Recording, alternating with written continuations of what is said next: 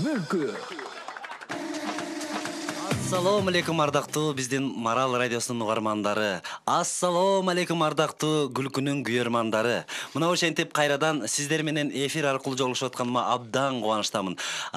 Бүгүн эфирде сиздердин назарыңыздарда Күлкү мүлкү программасы. Бизге Кудай буйрса биздин программа жаңы жеткинчек бала бойдон турат. Болгону 1 ай болоюн деп калды программабызга. Биз абдан кубанычтабыз. Эмесе урматтуу туугандар, тамтуң этип басып бара жаткан биздин программаны колдоп алыңыздар, коргоп алыңыздар. Кыргыз куудулдары бир гана Кыргызстан үчүн кызмат кылат. Ал эми биз сиздерге жакшынакай маанай тартуулап, бүгүн дагы жакшынакай бир суроо алышып, маектешип, жыргашып, сырдашып, күлкү тартуулашып, бирге олтурууга куштар болуп турган чагыбыз. Биз болсо сиздер менен ар дайым иш күндөрү саат 2-ден 3-кө чейин, андан дагы эртең менен 7-ден 8-ге чейин сиздер менен какылдап бирге болмокчубуз. Эмесе баарыңыздарды жакшы көрөбүз. Адаттагыдай бизде бүгүн дагы күлкүлүү коногубуз бар. Бардыгы алдыда. Күлкүлүү конок.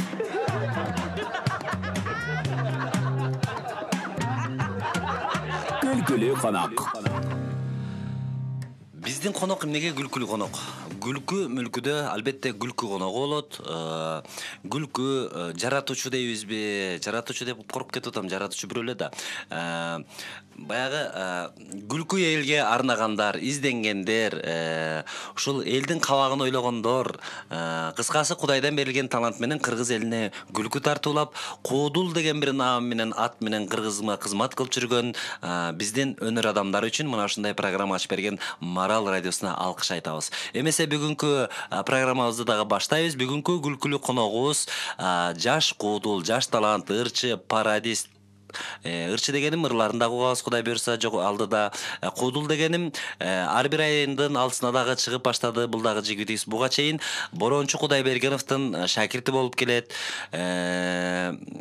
Эми көрсөңүздөр таанийсыздар. Муну каяктан көрөбүз радиодон деп таң калып атсаңыздар, биз тартылган бардык бүгүнкү кечебиздин бардыгын YouTube каналыбызга жүктөйбүз. Кудай буйрса, буга чейинки конокторубуз дагы YouTube каналына чыгып атат. Ал эми азыр болсо Жакут Сыдыковдун Instagram баракчасында түз эфирде кебетебизди көрсөңүздөр болот. Бул жайда биз кандай жүргөнүбүздү. Эмесе күлкүлүү коногубуз биздин шакиртибиз, келечектен көп түмтө турган дагы бир куудул жигитибиз Насият Асаналиев деген жигит келди. Ассаламу алейкум. Кандайсың, жакшысыңбы? Сиз эфирди көрүп эле, ушу эмеңизди ауруңузга кирип эле аябай сүйүнүп атам. Жакшы. Негизи ушунча Кыргызстан боюнча ушундай жакшы эме передача ачылганына. Себеби мындай, көп радиолор, бүт радиолордун 90%, 100% бүт ырлар. Анан баягы өзүңүз билесиз да, куудулдарга возможность азыраак. Ушундай сизге бир Кудай таалам бир сизди себеп кылып койгон окшойт, ушундай баягы куудулдарды бириктирип, куудулдардын башын бириктирип, ушундай элге жакыныраак болсун деп мындай. Элге жакын алып келип атасыз да. Сизге ийгилик. Рахмат, Кудайга шүгүр. Насият, куш келипсиң биздин студияга, куттуу студияга. Анан студияда бул программада деле жок, бирок өзүмдүн баягы патриот жигит катары, анан ушул жок деген ушу 1 сааттык программада кыргызча сүйлөгөнгө аракет кылалы дегенбиз. Азыр сен сүйлөдүң, көбүнчөсүн орусча сүйлөдүң да. Өзүңө билинген жок, көбүнчө орусча сүйлөдүң. Бирок муну өзүм шакирттерим менен кыйын болуп айтып атам, менден кичүү куудуларга. Күмөндөр байке калагандай сүйлөсө болот, бул жерде Алтынбек байке калагандай сүйлөсө болот. Эчтеке дей албайм да. Бирок бизди угуп тура турган болсо, кийин өздөрү эле даярданып келет деген ойдомун. Аз болсо да кыргызча мен деле орусча сүйлөй берем. Азыр мына сен менен келип, чогуу папити чогуу кирип кеттим деген сымал сөздөрдү сүйлөй берем. Бирок аракет кылсак, ошол может быттын ордуна же папитинин ордуна ошонун кыргызча сөздөрдү издеп, өзүбүздүн каныбыздагы, өзүбүздүн бабалардан калган сөздөрдү таап алсак деген ой менен да. Эми көрдүңбү, мен өзүм көп сүйлөйм. Конокторду кезек бербей. Кандай анан эмне жаңылык, Насият? Кайда жүрөсүң? Эмне болду? Жаңылык көп, шаарда эле жүрөбүз. Азыр тойдун учуру, өзүңүз билесиз, баягы. Тойдон эле кол бошобой атат азыр. Чын эле аябай өзүңүз сиз айткандай аябай катуу чыгып кеттим окшойт. Даң этип күндөр даң этип кеттим окшойт. Кудай кут кылсын. Такыр бошобой эле. Насият, сен өзү таланттуу жигитсиң. Мен сени бир тааныганда эле 10 жылдан ары болду окшойт. Илгери баягы Ачкарик Бекчоролор дүңгүрөп чыгып жүргөн кезинде Аксыда концерттерин алып барып атканыңда, Аксыда караванда биринчи жолу көргөм сени. Анан бул каяктык жигит болду экен деп назар салсам, көрсө касиеттүү ысык көлдүн жигит экенсиң. Ысык көлдүксүң, быйыл гүлгө түштүң бө? Жок, көлгө бара элекмин, убактымда боло элек. Анан могу жакында бир жуманы пландап атам, барып апамды ошо курортторго кичине эс алдырып, ар жак бер жакка чыгарып кичине. Атам театрда иштеген үчүн баягы постоянно дайыма концерттерге барчумун. Анан ошондо сизди канчанчы жыл көрдүм, ушул Караколдон биринчи жолу көргөм. Ак костюм, ак шым кийип, анан жап-жаш красавчик, узун бойлуу. Анан Бистоо менен иштеп жүргөндө ошо бир концерттен көргөм. Кызыл гүл көтөрүп чыгып, аябай күлдүргөнсүз да, жанагы Жан-Клод Ван Дамдын эмесимен. Анан ошондо өлү аябай күлгөм. Кудай бурса, Бишкекке барганда жолугам дегем. Жолуктук. Ал кезде мен кадимки эле Бактияр Токторов жетектеген Бис эстрада дискотогунда иштегенмин. 2000-жылдан баштап ошол жерде иштеп, анан кыскасы ашылып чашылып жүргөн кездер болчу. Ал жаштык эң сонун өтүп кетти. Эми мындай биздин угармандарыбыз күлкү мүлкү угуп атышат да. Анан күлкү мүлкү тартуулай берсек жакшы болот эле. Бир анекдоттордонбу, кызыктуу окуяларданбы бир аураны өзгөртпөй. Жана негизи биз эми тойлордо көп жүрөбүз. Анан ошо тойдогу нерселерден, окуялардан анча айтып берейин. Күлкү мүчтө окуялар. Бир той эсине жолугуп калдым, анан жолугуп калсам, ай, тойдого алып барасың, анан ырчылар чакырабыз, ким чакырабыз деди. Анан ырчыларды эми билбейм, өзүңөр тандап көргүлө. Анан десем, жок, эми биз ырчыны деле тааныбайбыз. Киргиздер экен да, орусчалыктар экен. Анан ырчыларды деле тааныбайбыз, чакырып эле биз акчасын беребиз деди. Анан жакшы кимдер чыгат деди. Анан мен азыр эми Мирбек чыгып атат, анан Нурлан Насипти чакыралы. Тааныбайт экен го, Жакут Сыдыков деп кое бербейт белең. Анан мега звезда азыр Жакут Сыдыков дегенде. Нурлан Насипти чакырып берейин десем, ай, мага бирөө эле керек, экөөнүн кереги жок дейт. Өлө күлдүм. Нурлан Насипти экинчиде ойлоп тур. Экинчиде ойлоп тур да. Анан баягы немедей болду да. Бекборовичтин фамилиясы ким эле дегендей болду. Өлө каткырдым. Аны да WhatsApp'тан окуп жүргөм. Үн жаздыруу менен жөнөтүп жүрүшпөдү беле. Бекборовичтин фамилиясы ким я деп. Бекборовичтин фамилиясы. Жакшы. Мен да бир окуя айтып берейин, алмак салмак эске түшөр, ошол жана Бистоо менен Россияга барып калдык. Азыр өнөр адамдарым бар, Россияда жүрбөйбү? Мен болсо ал кезде биз гана барчубуз. Биз дегени мен дагы бармын, анан Бистоо. Өтө сейрек болчу ал кезде баруучулар. Свердловский шаарына азыркы Екатеринбургка көп барчубуз. Анан Магнитогорский деген шаарга барып калдык. Мен эсимде. Анан сахнага чыгып баягы ак костюм кийип алып, гүлүмдү көтөрүп алып, аябай күлдүрдүм. Жаңыдан ачылып чашылып турган кыз болчу. Күлдүрүп атам, элдин баары, көрчүлүн баары мени бир туугандай сезип калган көздөрүнөн байкайсың го. Жакшы көрүп калган. Жакшы кечеде бир көрүүчүлөрдүн жалпы жакшы көрүп калганы өзүңө сезилет да. Баалаганы, барктаганычы. Мына ошондой бир дагы бир омат келген. Ар бир концертте бир оматтуу өлөтү болот. Ар бир качкан концерттин. Анан аябай толкундан кубанып турам. Жаңы чыгып аткан кез, Кудай бурса, бул теп мен кете турган болсом, Бистоонун өзүн жойлайм го деп аткам. Анан эле антракт болуп калды. Россияда Магнитогорский шаар болчу, бир университеттин ичинде коюп атсак керек, бирок залы чоң эле, Россияныкы мамлекет го. Орусия жергесинде. Анан антракка кеткенден кийин эле мен дагы тыткан боюнча эле бар жерге бардым. Даратканага, тактап айтканда. Уяты жок улуу сөзүн. Анан киргенде эле мен жолум ушундай да, ушундай жерге киргенде эле так дейт да, болдум. Азыркыга чейин ушундай да негизичи. Анан так деп калды, анан чыгыш керек экен, дагы так деп калды. Анан бир малда көбөйүп баштады, дагы кызычуу болду, бада болуп баштады. Анан аялдар үн чыгып ызычуу боло эле баштады. Бир мала чыккандан уялып калдым да, уже аябай коюп кетти. Эми чыкпайын десем башка эшик жок. Чыгыш керек, бир эле эшик бар экен. Чорный ходу жок. Анан айла жок, эшикти ачтым да, эшикти чыкканда эле баягы зал толо аялдар экен. Баягы мен концерт коюп аткан менин көрүүчүлөрүм жалаң, эжелер, карындаштар, курбу кыздар, жеңелер бүт ошол жер экен. Мен эшикти ачып чыкканда эле даң деп бир жарылды да, фае менен чогучу зал. Бетим дылдый колдо кеттим путураган боюнча. Көрсө Ж деген жерди карабай эле кирип кетиптирмин. Жымы экөө тең эле турган экен да. Жакыттыгы деппи. Кирип кетиптирмин. Анан келдим, концертке келип, зал турам, анан элдер киргенден эле Бактиярке айтты. Башта концертиңде де Бактиярке баштабайм деди. Эмнеге баштабайсың дейт Байке. Айтып бердим, ушундай болуп калды. Азыр кайсы бет менен чыгам, мен ыйманым такыр жооп бере албай. Мүмкүн эмес Байке, чыкпайм десем, сен чыкпасаң ким чыгат эле деп жетекчим да. Төртөө эле чыгарып салды. Сахнага шалпей эле чыкканда эле зал дагы бир жолу жарылды да, даң депчи. Эркектер түшүнбөй калды, бири-бирин карап эле алаңдап, жалаң аялдар күлдү да, аял заты күлдү. Гүлданан эптеп сахнага чыгып келди. Азыр сен айткандай айттым. Ошентип кутулуп кеттим. Кечирип коңуздар. Жыг деп турса жакуттук экен деп ойлоп турмун депчи. Ошентип ушул күлкү тартуулап кайра баштап кетип өзүмө келгенмин. Бирок ал кезде жаш болчумун, бала болчумун дегендей. Ушундай кызыктуу окуялар болот. Эми сага кезек берейин. Бир мугалим мектепте сабак өтүп атып, анан дайыма сабак өтүп атып бир баланы урушуп жиберишкен, сен адам болбойсуң депчи. Ой, коюңузчу агай, мен адам болом буюрса десең, адам болбойсуң сен вообще дей берген экен. Анан баягы мектепти бүтүп кийин министр болуп кетти тиги балачы. Анан министр болуп кетип, кой баягы адам болбойсуң деп аткан агайымды бир чакырып уят кылып коеюн деп, анан кабинетине чакырып дасторкон даярдап, агай келиңиз, мына дасторконго отуруңуз, адам болбойсуң деп эле ушинтип кыйкырып урушуп берчү элеңиз. Мына адам эмес, керек болсо мына министр болуп кеттим деп баягы чай берип атса, агай айткан экен: балам, министр болупсуң, бирок адам болбопсуң деп коет дейт. Анан ансандай негизгиси баягы адамга адам болуш керек экен. Ушундай жакшы адамдар көп келип турсын. Рахмат, айтканың келсин. Анан дагы ыр жазып жүрөсүң, пародия жазып жүрөсүң. Сен дагы бир чыгармаңды Нурлан Бирназаров деген шакиртим менен аткарып жүрөбүз. Кудай буйрса, жакында жарыкка чыгарабыз деген ойдобуз. Аны жаңыртып жаздыралы десек, Нурлан чыгынчыда эмес, анан ошол акыбалда эле чыгаралы дедик. Мына ушундай тамашалуулар жаралып атабы?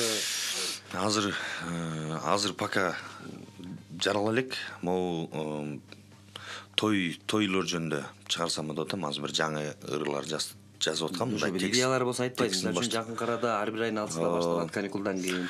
Андан кийин дагы биз дагы бир программаларды ачып чыгарышыбыз мүмкүн. Ойлор бар. Кыргызга кызмат кылалы, күлкү таратуулалы. Өзбекстанды көрүп атабыз, Казакстанды көрүп атабыз дегендейчи. Ошол баягы ким изденсе ошонун эле ийгилиги экен да. Ошонун эмес экен. Анан баягы изденген адам болот экен. Анан кече эми беш тапанда Соки бар эмеспи? Анан ошонун видеосун чыгарып, бир сыра мындай үйдө отуруп эле баягы идея келип кетти. Баягы ушинтип Соке досум, ушундай качан ушинтип жүрө беребиз эми. Тойлордо 11 000 сомдон алып берем дедиң эле, ал жок. Заказдарга 25 000ден берем десе, сен 26 000 кылам дедиң эле, ал жок. Кана сен мындай жакшылап мындай күлдүрөбүз дедиң беле, коррупциясы жок эле. Ошентип күлдүрөм деп аттык эле. Мына баягы эле сенин кудаларың, баягы эле туугандарың күлдүрүп жүрүшөт. Ар бир айдын алтысыңара бүт эле сенин токтогулдук туугандарың, кудаларың, наркыларың, тоолуктуктар чогулуп алышкан. Анан мындай нормальный жашоо бересиң, мындай чогуу эле күлдүрбөйлү мындай деп ушундай нерсени мындай видеого эметип туруп, анан кудулардын арасына койсом бир сыра сын болду. Анан Рахман агайдын өзүнө жөнөтсөм аябай күлдү. Сонун идея экен, бул аябай жакшы экен. Анан могу ар бир айдын концертинде Кудай буйрса жакшы программа жасап атабыз, ушуну. Жасап берем, жакшы бир чискалап жасап, жакшылап чыгарабыз деп атабыз да. Туш керек, жигитке жетимиш өнөр аздык кылат дейт. Эмесе анекдот болсо калчы кудулардан. Баягы бир бай бала бар экен да. Аябай бай экен. Анан келатып эле бир мышык саткан магазинге кириптир. Жаныбарларды саткан магазинге кирип эле барса бир сулуу жашнакай кыз турган экен. Чоңуз мышык барбы дейт экен да. Анан барбы экен мышык? Кандай мышык керек? Жакшы мышык керек мага. А мышыкты эмне кыласыз десе, мен бойдокмун, эми эч жака барбайм, үйдөн деле чыкпайм. 2 этаж үйүм бар, алдында машинам бар, жумушум бар. Просто үйдө жалгыз зеригип атам десе, тиги кыз мяу деп койтмуш да. Эң жакшы, эң күтүлбөгөн күлкү болду. Мяу деп коет кетенен. Ансыгандай бирөөнөн сурап тур дейт. Могу жаныбарлар кыйын болот экен. Карышкыр деген бир күндө 700 километр басып өтөт экен десе, берки таң калып, жөө деп коет дейт. Мотоцикл менен. Бул биздин күлкү мүлкү жалаң кудулдардыкы болуп жатат да, анан бизге дагы сунуш киргизип атат. Ырчыларды да чакырбайсыңарбы депчи. Мунун да себеби бар. Бирок мен ырчыларды чакырбай эле коелу деп атам. Анткени ырчылар үчүн мүмкүнчүлүктөр абдан көп. Кайсы радио, кайсы теле болсо чыга берет. Жалаң гана кудулдар, тамашоочулар, анан театрда да күлкү тараткан, мисалы үчүн Демс театр студиясы, Бакыт Мукул деген, Бопуш Сакиш Күкүш деген сыяктуу таланттуу театрында күлдүргүчтөр бар эмеспи? Мына ошолорго ачылганда, ошолор эл менен бириксин, жакындасын депчи. Анан айтайын деп атканым сөздүн төркүнү чындап эле аябай күлдүргөн ырчылар көп. Мен мисалга билген Салима Балтаева деген нечекем бар. Ушунчалык анекдоттук айтат, ушунчалык анекдотчу.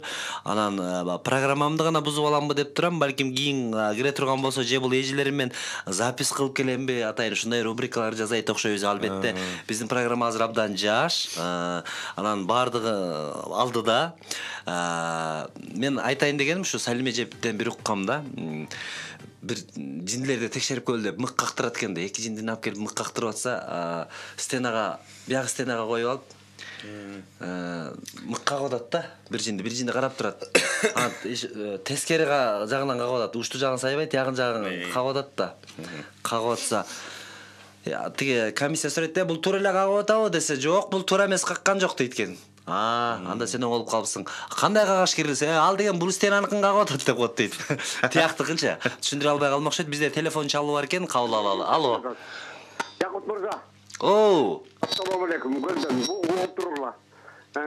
Нелистиде калтыбыз жөнөтү шаар тургундары экен, дуандардан чыккандар үчүн маралга өтө кыйналчу болдук. Бир жолу бир бекер номер ката салып коесуңар. Ушуга апчалды жооп бериңизчи. Мана мен сүйлөй берип атам. Бирдигим бүтүп барат, телефон бирдигим. Айтып койгула давай. Бекер номер коюп койбойсуңар, бир Оскабы же бир неме болобу. Булай болду. Саар бара саардыктар үчүн деби. Мына бирдигим бүттү, мен эмне кылам мен? Мен майыпмын отуруп жатсам. Жакшы. Мындай анекдот деп ойлогон эмесмин, күткөн эмесмин. Мен жакшы түшүнбөй калдым. Бирок туура эле айтты го дейм.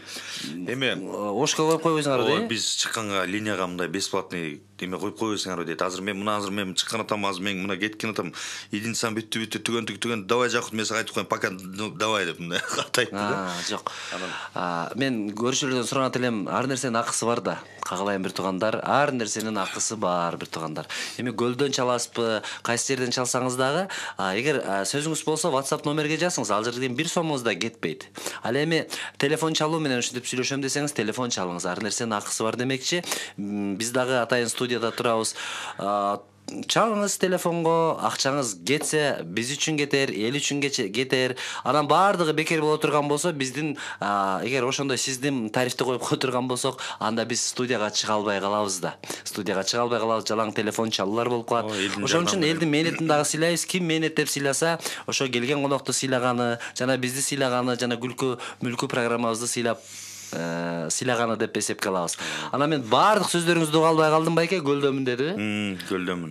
Ошого баягы эме кылды окшойт, баягы бесплатный болсо жакшы болмок, көбүрөөк сүйлөшмөк дедим да. Туура. Бирок эми бул сөзүңүздү билбейм, өзүңүз так ойлоп көрүңүз. Бекер болгон, бекер эле дем, азыр мурунку караганда бекер эле болуп калды. Илгери сиз менден деле улуу болсоңуз окшойт. Мен Жакут деп атым, атаңызга караганда кичүү болсоңуз байке дейт элеңиз. Сиз мен илгери билесиз да, почта аркылуу барып чалышчу эмес белек. Ой, канча күтчү элек. Канча акчабыз кетет эле, 1 мүнөт сүйлөшүш үчүн кыйкырып, алло деп кабидаларды жаңыртып, өтө кыйын. Ошондо дагы көп тез байланышчу экенбиз. Ошон үчүн бизге өздөрүнө шарт издеп жатышат. Эми баардык көрөрман ушинтпейт. Эми бир суроого кечке токтолбойлу. Анекдот болсо өтөлү. Туура кабыл алдык бирок. Баягы бир катуу суук болду го. Суук болду, анан бул ысык, азыр ысык болот атпайбы? Анан ысыкта бир 2 зубачка остановкада маршрутка күттүрүп тур да. Аябай тердеп күттүрсө, бир зубачка айтыптыр. Аябай ысып кеттим, андан көрө кичине басып турбайлыбы дептир да. Кичине жибип, может, басып туралы, шамалдап десе, анан 2 зубачка басып кетип баратса, ёжго өткүп калыптыр да. Кирпичечен өтүп кетип калса, Ибрайым, мен сага айткам, биздин маршрутка өтүп кетти деп коет дейт. Жаны. Акылдырдап берейин. Тамадалар жөнүндө төңүзчү. Жаман көп койдуң го мага.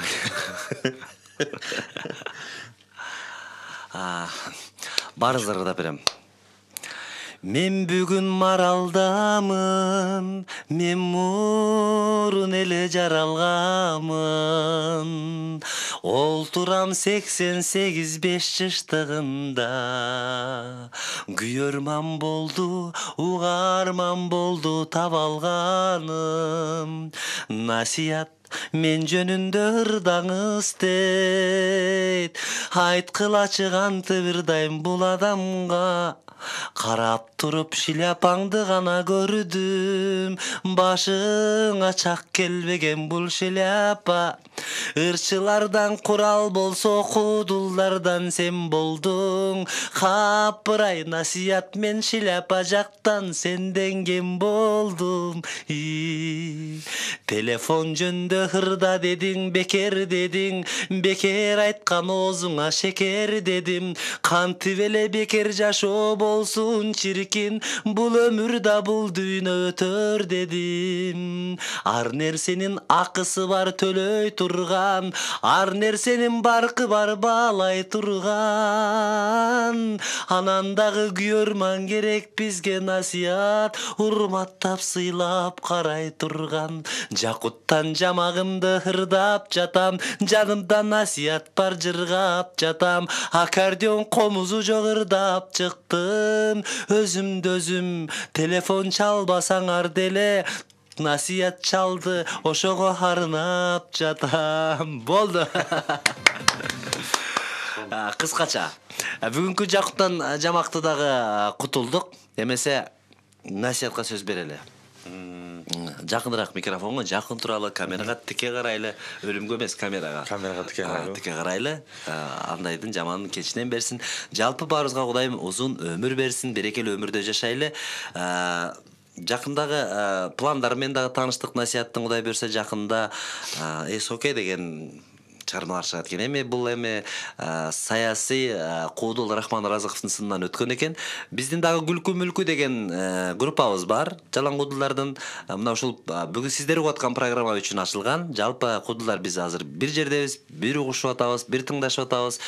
Сиздерден кабар алып атабыз, маалымат алып атабыз. Ошол жерге жөнөткөн видеоңду көргөм. Мен дагы баалоо жөнөткөм, мага жаккан, мага дагы мындай нерселер жагат, жоктон бар кылган. Кудай берсе ошолор ишке ашсын. Анан бир неге куудулар бул анекдотко жоксуңар?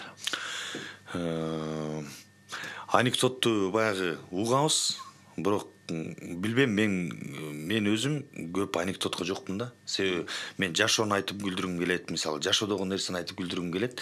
Жашоо менен мындай күлкү жараткым келет да. Бул анекдот болсо эми баягы кандай десем, бул жеңил желпи күлкү да. Баягы Ошон үчүн айткым келбейби? Же өзүңүн жок, баягы өзүм шыгым жок го дейм ошо анекдоткочу. Ошол жеңил желпи анекдоттон башталат, негизи баардыгы жеңил желпиден башталат болуш керек менимче. Күлкү да, күлкү жаралат, күлкү пайда болот дегендей. Анан Насият Асаналиевдин жеке концерти качан болот? 2020. 2020, Кудай берсе 1 жыл бар экен. Ошентип эме кылып койгом, тилек ниет кылып койгом, эми аны бир гана Кудай билет. Кудайдан башка ошого чейин аман турабызбы, бар болобузбу, бирок ошентип мечтать этип келем да. Жакшы жаңы күлкүлөрдү жаратканга аракет кылабыз. Сизге дагы чоң рахмат, ишиңизге ийгилик. Рахмат, Насият. Бүгүн Насият Асаналиев деген жигит биз менен болду. Эркин сөзүн дагы сүйлөдү. Бизди дагы колдоду Күлкү мүлкүнү. Эми Насият Кудай берсе бул Күлкү мүлкүгө ар бир 2 айда деле келип тура турганга мүмкүнчүлүгүңөр бар. Баардык куудулар, анткени Кыргызстанда куудулар саналуу, ошого карабастан бул түйшүк мага эле оор эле болду. Бул программаны алып чыгыш деле оор эле болуп турат.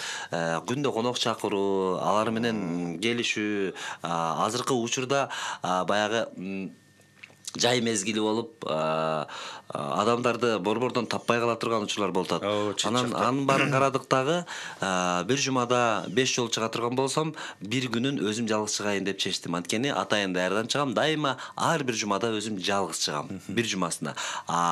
4 күнүнө 4 куудул менен. Демек, бир жумада 4 куудулду эл менен байланыштыра алам жана жакшы маанай тартуулай алабыз.